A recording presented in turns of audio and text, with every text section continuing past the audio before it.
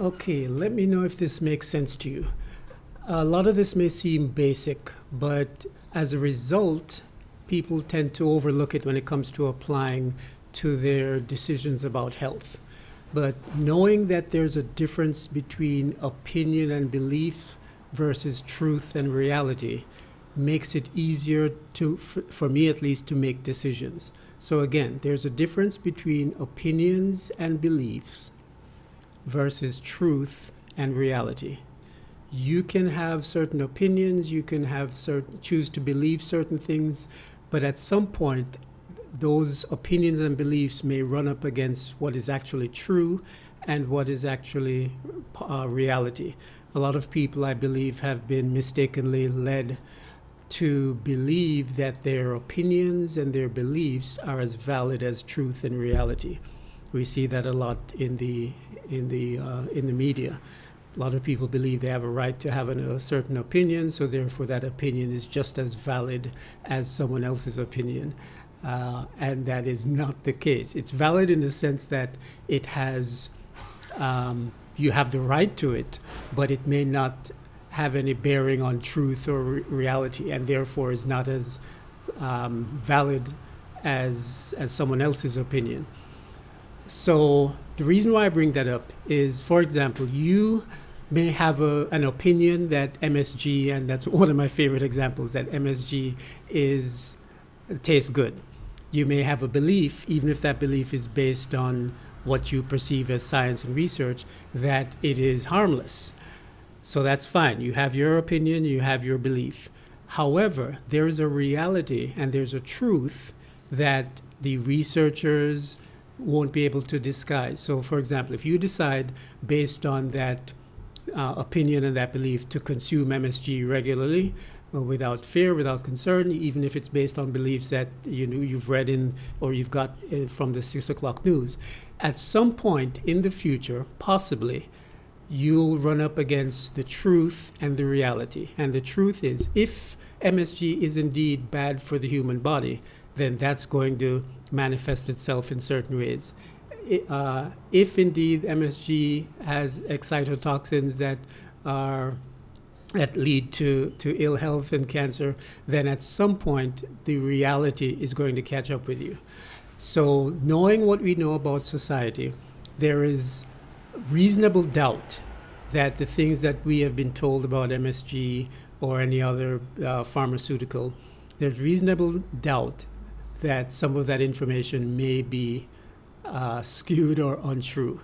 So as long as there's that doubt, then here's something that helps me make my decisions. So I'm not going to make my decision based on what the 6 o'clock news says. I'm not going to base my decisions on, a debate, on television. I'm going to base my decisions based on certain principles that I have. That, for example, that natural is always better than man-made. So as long as there's a chance that MSG is bad for my body, then one thing I know for sure is that if I decide to consume it, at some point the truth is going to catch up to me, the reality is going to catch up, and I cannot go back in time to undo the damage. I cannot go back in time and remove the food from my system. I cannot go back in time and unvaccinate myself. I cannot go back in time and extract the poisons from the pharmaceuticals. So with that in mind, that helps me make a very simple decision. Do I want to go with conventional wisdom? Do I want to follow what the mainstream and the 6 o'clock news says, or do I want to stick to my principles and keep my life all natural? Doesn't matter what they say about MSG. It doesn't matter what the latest research, which we know can be compromised.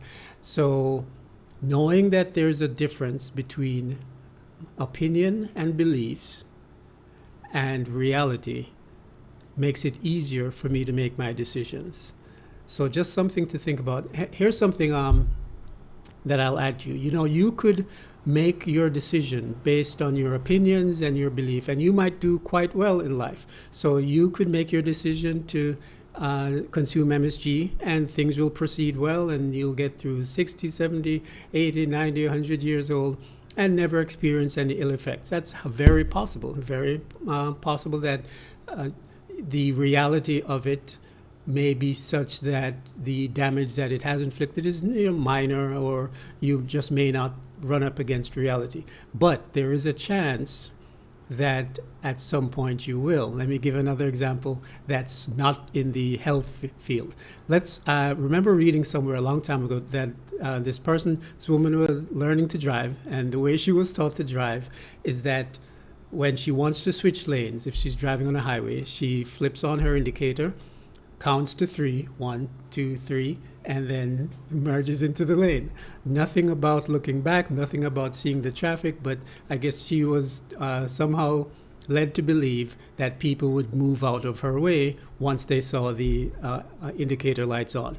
Now, she could proceed, depending on where she lives, she could proceed for years and years and years and never run into any trouble. So even though her behavior is based on a faulty premise and is not based in truth or reality, she could proceed through her life unaffected. And every time she puts on her indicators and starts to turn right after 3 seconds, people magically move out of the way because they don't want to meet in an accident.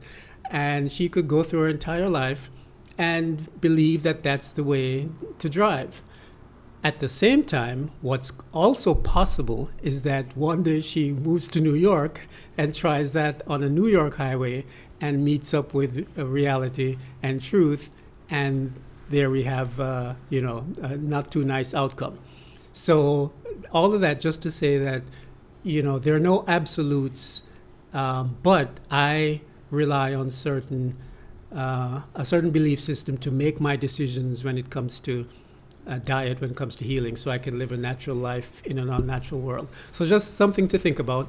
Again, that there's a difference between your opinion and your belief system, because it may be contrary to truth and reality. And hopefully never the twain shall meet, but there's always that possibility. So let me know what you think about that, and I'll see you in the next video.